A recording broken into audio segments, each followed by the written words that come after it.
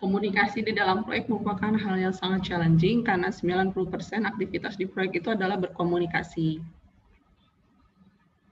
Salah satu kunci keberhasilan dari proyek adalah komunikasi yang solid di antara semua stakeholder yang terlibat. Lalu seperti yang kita ketahui bahwa 90% aktivitas seorang manajer proyek adalah berkomunikasi dan bernegosiasi. Oleh karena itu penting bagi proyek ya memilih project manager yang memiliki kemampuan komunikasi yang lebih baik di antara semuanya dan memiliki kemampuan negosiasi yang paling unggul.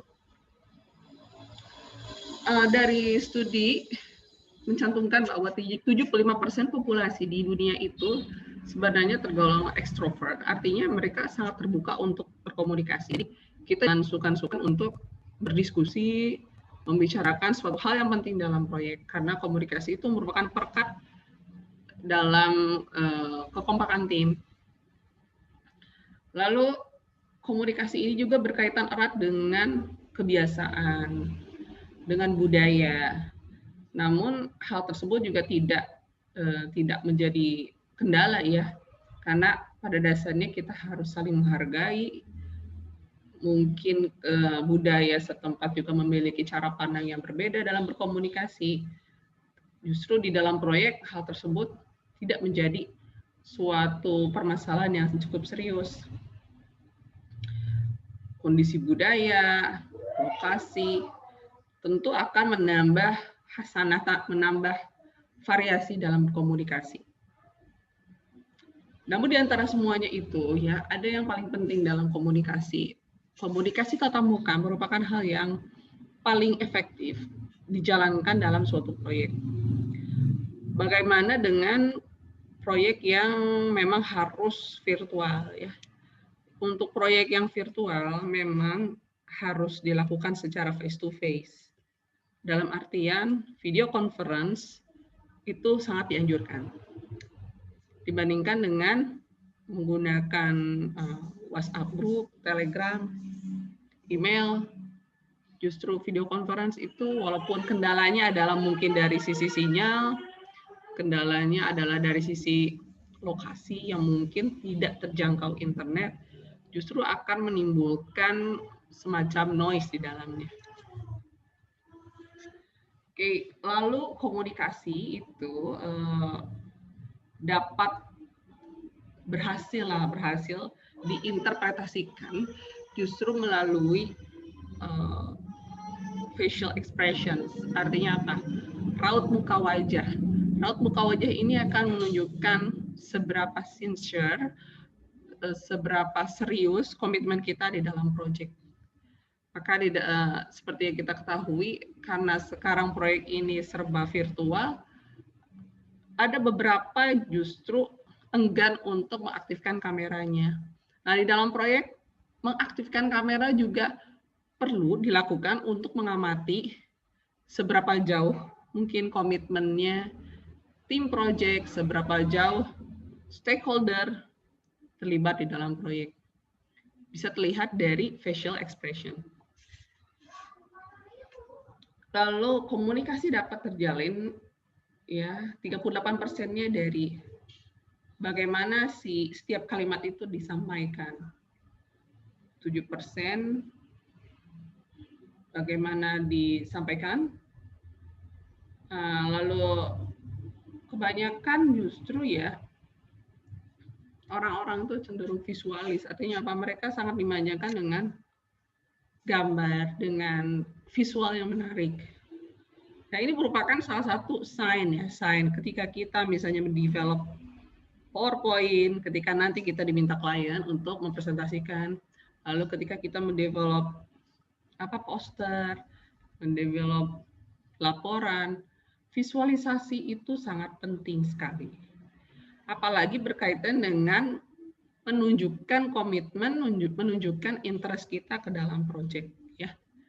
Ada maksud untuk menggolkan sesuatu, ada maksud untuk menarik perhatian dari klien, maka visualisasi itu sangat penting. Karena mayoritas penduduk di dunia itu 82% adalah visualis. Dan yang paling terpenting di antara semuanya ya adalah gesture tubuh, body language. Oleh karena itu saya sarankan meskipun proyek kita kebanyakan virtual, jangan sampai kita tidak mengaktifkan kamera. Dan penting bagi seorang project manager untuk menghimbau timnya mengaktifkan kamera, karena dalam mengaktifkan kamera tersebut kita dapat melihat gesture tubuh, seberapa jauh komitmennya, seberapa serius komitmennya. Kita dapat melihat mana yang serius, mana yang tidak. Oleh karena itu penting kita mengaktifkan video kamera. Kalaupun sewaktu-waktu kita tidak bisa mengaktifkan, sebutkan alasannya, dan setelah itu sudah solve, kita aktifkan kamera kembali. Oke, nah bentuk-bentuk komunikasi itu ada 4 ya, ada tulisan serius ya, tulisan formal, terus ada bahasa serius, bahasa formal, tulisan informal, lalu ucapan informal. Nah, ini adalah bentuk-bentuknya dan kapan digunakan. Jadi beberapa tipe-tipe komunikasi itu ada peruntukannya, kapan kita menggunakan hal tersebut. Misalnya kita mau menulis tulisan ilmiah lah ya, menulis tulisan yang memang formal, kapan digunakannya? Ketika kita membuat project management plan, membuat project charter, lalu melaporkan progres pekerjaan, baik secara fisik maupun email, kita gunakan tulisan yang formal. Lalu kapan kita menggunakan bahasa verbal formal ya, yang serius nih. Ketika kita melaksanakan meeting bersama klien, lalu melibatkan stakeholder, policy maker, decision maker, ya ketika kita face to face meeting atau ketika video conference kita gunakan bahasa formal. Lalu kapan kita gunakan bahasa informal? Nah, terus terang informal language justru dapat merekatkan hubungan. Jadi kita perlu bahasa informal tersebut dilaksanakan. Informal written bisa kita gunakan ketika email bersama tim, ya. Lalu menulis note, taking notes, lalu chatting, instant messaging, social media, website, kita bisa gunakan informal written. Lalu kapan kita gunakan bahasa verbal secara informal?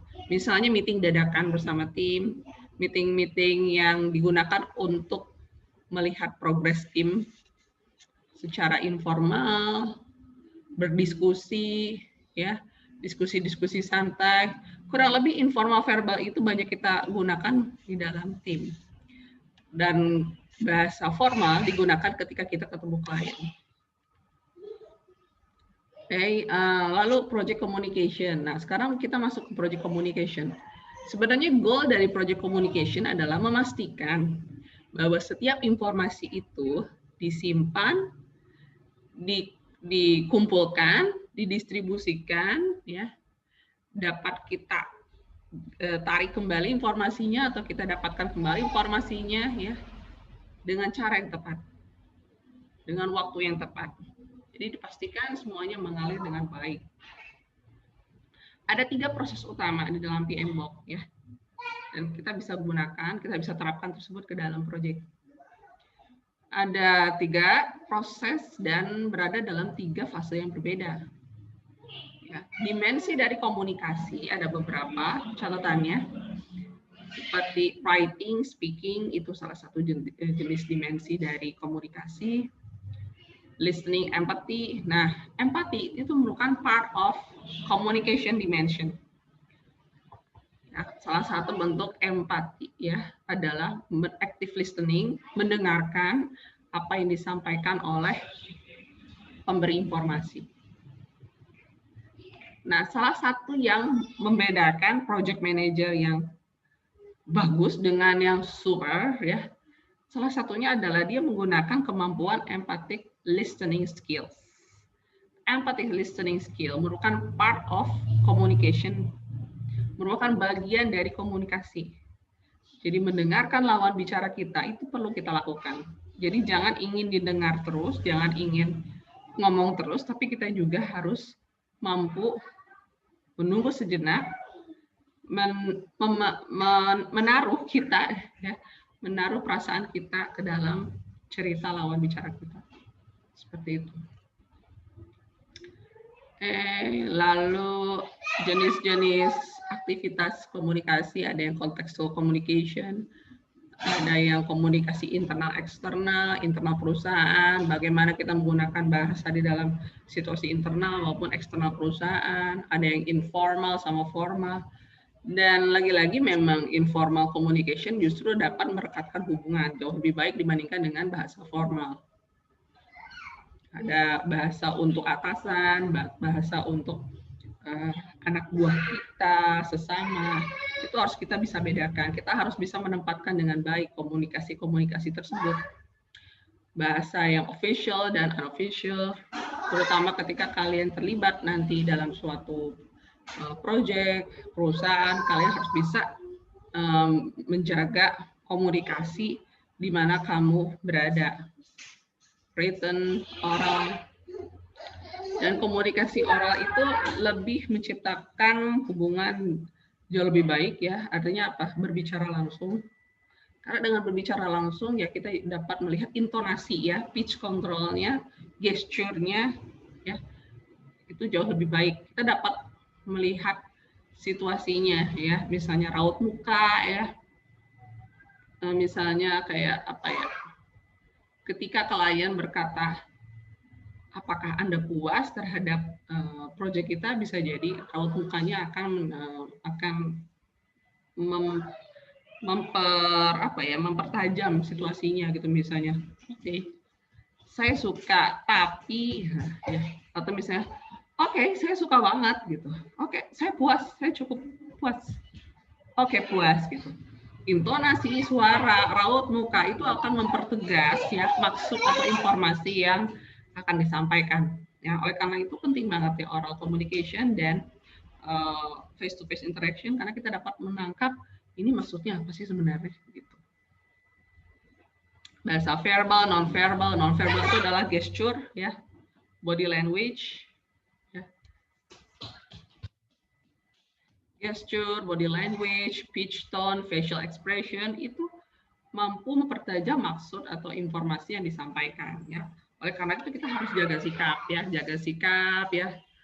Ya, walaupun misalnya rapatnya boring, ya kita coba tahan gitu, atau misalnya kita upset, ya kita harus tahan, ya, karena situasi di proyek itu under pressure. So under pressure we have to maintain our mental, we have to maintain our attitude, ya, we have to maintain our gesture.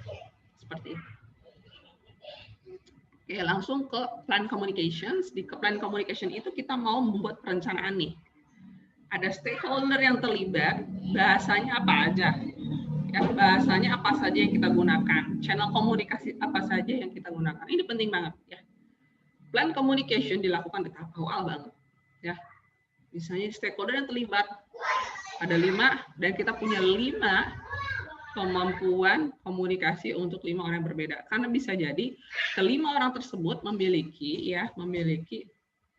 style masing-masing, memiliki interest yang berbeda, dan kita lebih baik menyesuaikan gitu. Misalnya yang satu pengennya formal, oke, kita ikutin formal. Yang satu misalnya mau informal, kita bisa lanjutkan informal. Jadi kita bisa switch, ya, menyesuaikan dengan interest mereka masing-masing, dan pastikan informasi itu tepat sasaran, sesuai dengan apa yang diinginkan oleh customer. Ini adalah ITTO-nya. Ketika kamu membuat communication plan, inputan yang pertama adalah dari project charter, karena di project charter itu berisi stakeholder utama. Ya, ada stakeholder utama di sana, yaitu klien kita, project sponsor, project manager. Lalu ada project management plan, project document, agreement, IF, OPA, ya. Ini masuk ke dalam perencanaan komunikasi kita. Tools tekniknya adalah expert judgment, communication requirement analysis, teknologi, communication method, interpersonal skill and team skill, data representations, meetings, ya, ini ada beberapa video-nya. Outputnya adalah communication management plan, project document update, dan project document plan update. Lalu ini adalah stakeholder register, jadi kita bisa melihat ya siapa saja yang terlibat dan bagaimana flow komunikasinya ya. Misalnya gini, ketika kita sudah beres pekerjaannya ya, misalnya deliverable-nya ada 10, kita sudah beres sampai tahap 5. Nah, saat itu kita harus lapor ke siapa? Nah, kalau kita nggak tahu flow-nya, ya bisa jadi kita miss di sana, dianggap kita belum kerja. Nah, itu kan yang berbahaya. Ya, jadi kita harus terapkan ya bagaimana communication modelnya, bagaimana communication flow-nya di dalam project. Ketika misalnya ada permasalahan, saya harus lapor ke siapa? Ketika ada isu-isu penting yang berkaitan dengan kontrak, saya harus lapor ke siapa? Nah, penting kita itu mengcapture ya stakeholder yang terlibat di dalam proyek. Ya, itu penting sekali ya. Ketika ada masalah, ketika progres pekerjaan sudah selesai, bagaimana aturannya? Apalagi kalau misalnya kamu itu berada dalam posisi ketiga. Ya. Jadi berada dalam level ketiga yaitu support ya.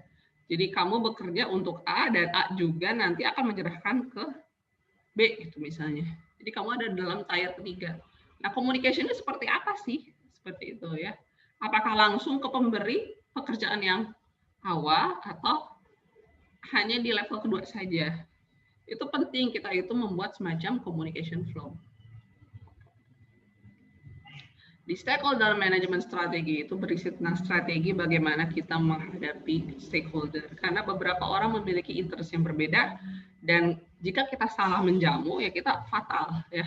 Menjamu dalam arti bukan nyuap ya, maksudnya salah mengcapture apa interestnya ya bisa jadi kita bermasalah di kemudian kelak.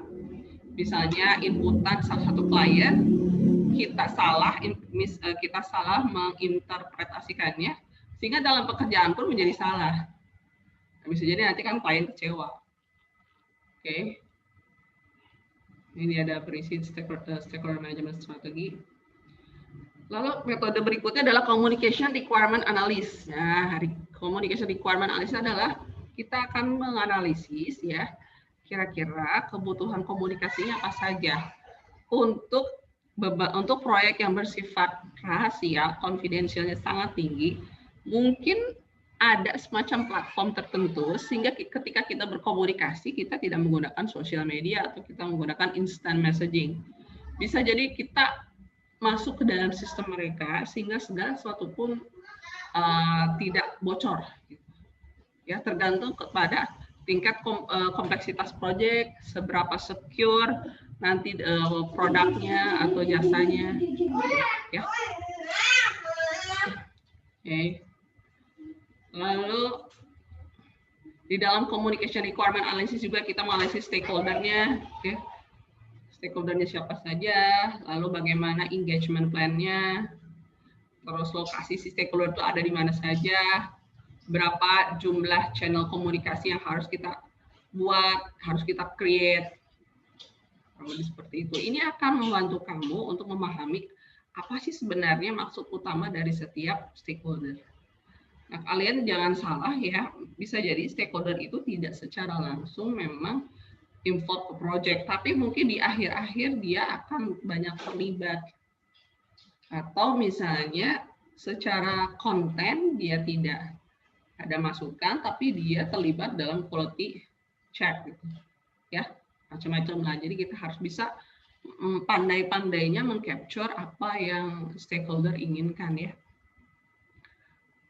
Oke, jadi ini misalnya project ya. Nah, kaitannya project ini ke siapa aja sih? Nah, kita coba lakukan analisis secara 360 derajat. Untuk customer itu pasti, itu sangat customer menginginkan project tersebut. Ya, secara internal, perusahaan kita, eksternal, lalu siapa yang akan menggunakan project tersebut, ya, lalu BOD dan sebagainya. Jadi kita harus bisa mengcapture siapa saja yang terlibat di dalam proyek ini, siapa saja yang bermain. Dan ini akan menentukan komunikasi yang harus terjalin. Saya harus menjalin komunikasi kepada bagian-bagian ini. Kalau bagian-bagian ini miss, artinya proyek saya bermasalah ke depannya. pengaruh dari suatu proyek ya stakeholder-nya bisa jadi sangat intens, ada juga yang minor ya. Untuk yang minor just information saja. Tapi kalau misalnya tiba-tiba dia bisa in charge langsung ya, nah ini yang harus kita kawal, tetap harus kita maintain komunikasinya. Lalu di dalam PMBOK juga ditentukan sebenarnya kalau misalnya ada stakeholder, ada berapa jalur komunikasi yang harus kita maintain ya. Misalnya ada 4 orang di sini, include kamu, berarti jalur komunikasi yang harus kita buat ya adalah dengan menggunakan rumus N-1 dibagi 2. N itu adalah orang. Ya, kalau misalnya ada 4, berarti 4 kurangi 1 dibagi 2. Berarti itulah jalur komunikasi yang harus kita gunakan. 6 ya.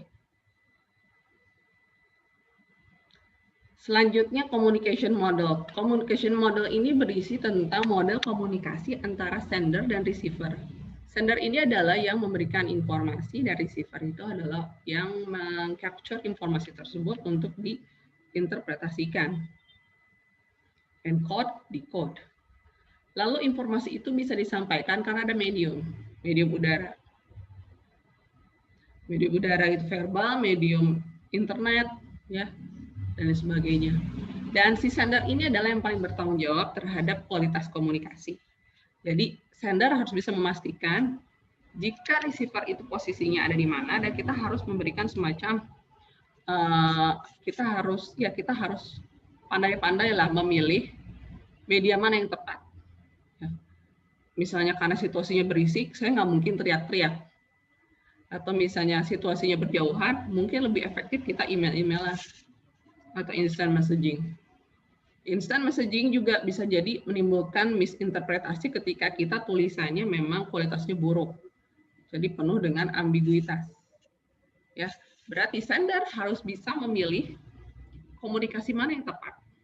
Ya, bentuk komunikasi mana yang tepat ya. Karena kita harus mempertimbangkan noise. Dan receiver ini juga ya dia akan mengcapture informasi yang disampaikan oleh sender, dan jangan lupa berikan feedback-nya. Kalau misalnya bentuknya seperti sender, medium, receiver, tidak ada bentuk feedback di dalamnya, maka sender tidak bisa memastikan ya apakah informasi yang disampaikan itu dipahami atau enggak. Dan bagaimana caranya ya? Dalam di project ya, penting halnya kita melakukan repeat communication. Ketika kita by phone, pastikan kembali si receiver itu mengulang perkataan apa yang kita sampaikan di akhir. Itu untuk menunjukkan seberapa paham si receiver mampu mengcapture informasi yang kita sampaikan. Nah, itu disebut dengan feedback. Jadi feedback itu perlu. Dalam rapat di akhir kita coba ulang kembali. Apa saja poin-poin pentingnya. Ya, ketika kita rapat, ketika kita telepon, ya, ketika kita instant messaging, kita email-emailan, penting halnya konfirmasi atau giving feedback.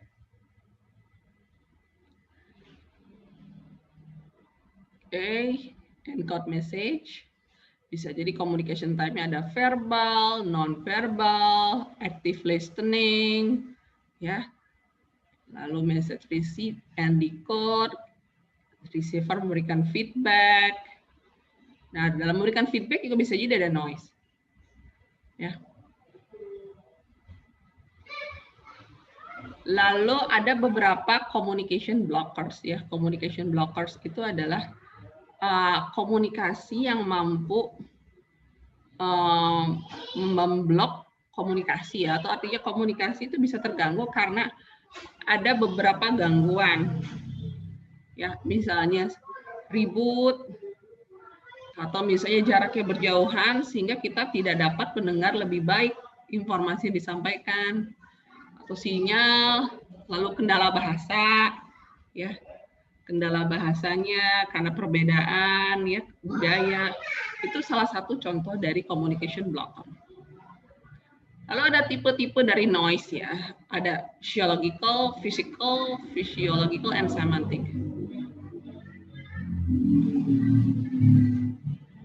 Kalau physiological ini adalah itu disebabkan karena lapar, ya, karena lelah, karena sakit kepala, karena pengaruh obat, sehingga kita tidak dapat mengcapture informasi yang disampaikan pada saat rapat, pada saat kuliah.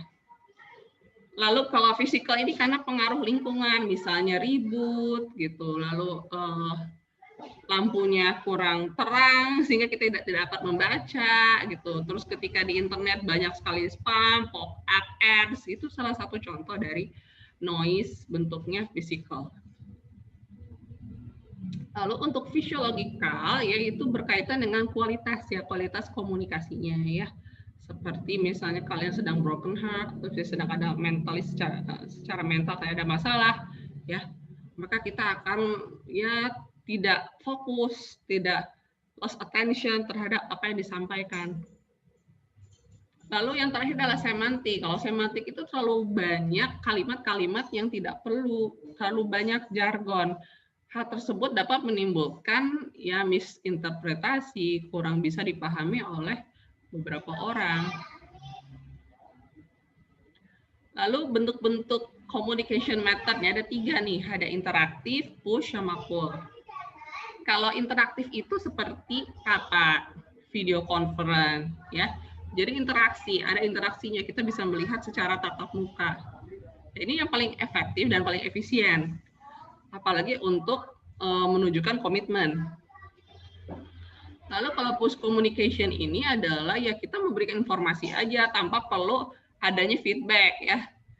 Jadi tidak perlu memastikan si penerima pesan itu paham atau tidak. Contohnya surat, email, voicemail, seperti itu. Ya, jadi SMS broadcast. Lalu ada pull communication, kita ditarik ke dalam platform tertentu. Itu contoh dari pull communication, misalnya e-learning atau intranet site, mungkin bentuk proyeknya sangat secret, top secret, jadi semuanya harus di-secure dari kebocoran data. Itu contohnya. Oke, jadi project manager ini ya kita nggak bisa mengontrol ya stakeholder, tapi yang bisa kita kendalikan adalah engagement-nya ya. Jadi harus dipastikan jangan sampai salah paham. Perlu yang namanya klarifikasi ketika klien memberikan instruksi, kita lakukan feedback, klarifikasi ya, memastikan kembali. Karena hal tersebut akan menggiring kepada scope creep, artinya apa? Ruang lingkup pekerjaannya menjadi tidak jelas.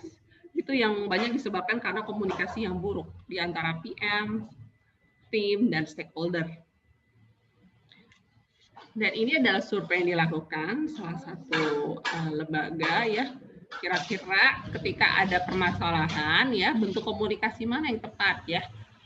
Yang semakin tinggi ya, semakin angkanya semakin rendah mungkinnya di sini ya, itu artinya yang paling baik, dan yang paling yang 2 itu sedang, yang 3 itu artinya tidak tepat ya. Contohnya ya, misalnya pengen tahu komitmen seseorang, mana sih kira-kira bentuk komunikasi yang tepat. Nah, yang paling tepat adalah meeting gitu contohnya ya. Terus untuk menunjukkan konsensus ya, mau menentukan nih voting, mana yang paling tepat? Meeting. Ketika ada konflik, meeting, dan sebagainya, bisa dilihat di sini ya bentuk komunikasi mana yang tepat. Lalu nanti output akhirnya adalah communication management plan. Jadi list down semua stakeholder, lalu apa sih interest-nya si stakeholder itu, dia itu akan engage di project itu di bagian mana ya misalnya, atau kita akan memberikan informasi tersebut dalam bentuk apa ya, terus siapa kontak personnya, dan kapan kita rilis itu kita bisa gunakan ya. Contohnya, jadi contoh dari communication management plan yang bisa kita sesuaikan. Intinya adalah si stakeholder tersebut masing-masing akan mendapatkan treatment komunikasi yang bisa jadi berbeda satu sama lain. Terus kalau komunikasinya secara virtual bagaimana gitu ya, kita harus pastikan kemampuan komunikasinya itu terutama untuk tulisan harus baik ya. Ketika kita email-emailan, ketika kita misalnya video conference, membuat semacam diskusi ya, membuat informasi di website ya, kita harus pastikan memang bagus komunikasi tulisannya. Gitu. Jangan sampai ambigu. Selanjutnya adalah manage communication. Kalau manage communication ini adalah memfasilitasi ya, karena kita sudah buat perencanaannya dan kita coba terapkan ya. Kita fasilitasi bentuk-bentuk komunikasi yang sudah kita buat di sini. Oke, kita jalankan ya berdasarkan perencanaan yang kita buat. Ini adalah ITTO-nya. Ya, kurang lebih seperti ini. Nah, di dalam manage communication, jadi ada beberapa metode ya. Contohnya adalah project reporting. Nah, project reporting ini adalah salah satu bentuk komunikasi ya. Bu, ini tulisan gitu ya. Nah, tulisan itu kan kayaknya bukan komunikasi deh. Nah, seperti yang saya jelaskan sebelumnya, komunikasi merupakan salah satu bentuk komunikasi ya. Dan mungkin orang jadi baru paham sekarang gitu ya. Jadi kayak contohnya membuat laporan status, itu salah satu bentuk komunikasi kita ke klien. Ya, buat laporan progres pekerjaan, itu salah satu contoh ya komunikasi kita ke stakeholder. Kurva S, minute of meeting, lesson learned, dan lain sebagainya. Nah, ini adalah jenis-jenis laporan yang banyak digunakan di proyek. Status report itu berkaitan dengan performansi baseline kita yang biasanya terdiri dari schedule, budget, sama cost. Progress report itu berkaitan dengan apa yang sudah kita kerjakan, apa yang sudah kita install. Kalau tren itu berkaitan dengan seberapa baik ya trennya, seberapa buruk trennya dalam bentuk visualisasi, apakah meningkat, apa menurun. Forecasting report itu berkaitan dengan memproyeksikan dengan kondisinya seperti ini, kapan proyek ini akan berakhir, berapa biayanya. Ya, lalu ada earn value report, ini berkaitan dengan indeks performansi dari ruang lingkup ya, contohnya SPI, CPI ya, berkaitan dengan kinerja dari proyek. Lalu ini yang terakhir yang banyak sekali dilupakan yaitu lesson learned documentation. Nah di proyek ketika sudah mulai akhir biasanya kita sudah mulai nggak fokus. Ada laporan yang harus kita sampaikan, ada laporan yang harus kita buat, yaitu berisi tentang lesson learned. Ini berguna untuk kedepannya, sangat berharga. Lalu untuk performance reporting ada status report yang berkaitan dengan secara spesifik ya proyek ini berada dalam posisi apa. Jadi kita kaitkan dengan triple constraint, budget, schedule, ya, sama scope. Kalau performance reporting itu berkaitan dengan seberapa jauh ya atau berkaitan dengan penyelesaian dari suatu aktivitas di proyek.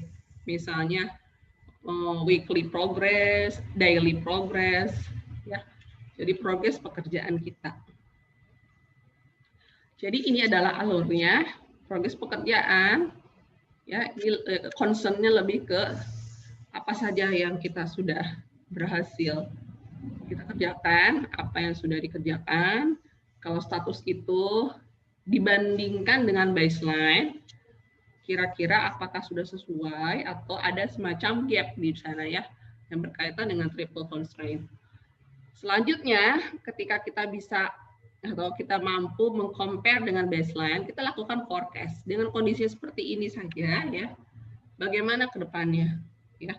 Nanti di-compare dengan penyelesaian pekerjaan ya, di-compare dengan akhir dari penyelesaian pekerjaan dan di-compare dengan budgetnya. Jadi di perencanaan seperti apa, nanti actualnya bagaimana. Nah, selanjutnya ini lebih ke lesson learned, lebih ke change request, log, issue log, dan sebagainya.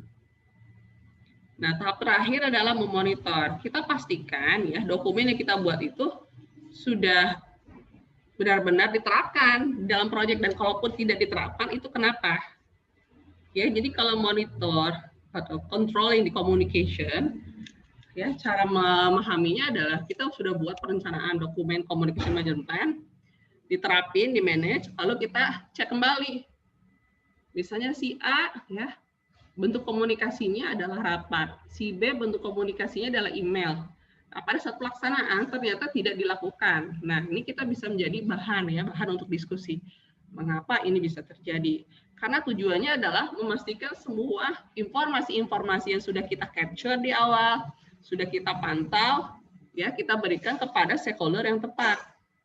Kalau misalnya memang tidak diterapkan dengan baik, kira-kira ada isu apa? Dan kalaupun ada isu, kita harus segera selesaikan.